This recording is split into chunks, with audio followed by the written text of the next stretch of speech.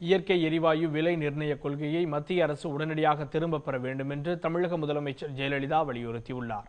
இது தொடர்பாக அவர் இன்று வெளியிட்டுள்ள அறிக்கையில், மத்தியில் ஆளும் ஐக்கிய முற்போக்கு கூட்டணி அரசு பொருளாதார மேம்பாடு, தொழில் உற்பத்தி, வேளாண் உற்பத்தி மற்றும் மக்களின் வளத்திற்கு தேவையான முடிவுகளை எடுக்கவில்லை என்று கூறியுள்ளார்.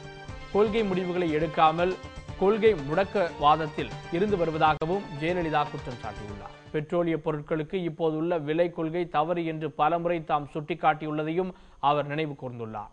இயற்கை எரிவாயு போன்ற இயற்கை வளங்கள் இந்திய மக்கள் அனைவருக்கும் உரித்தான பொது சொத்து என்று ஜெயலலிதா சுட்டிக்காட்டியுள்ளார்.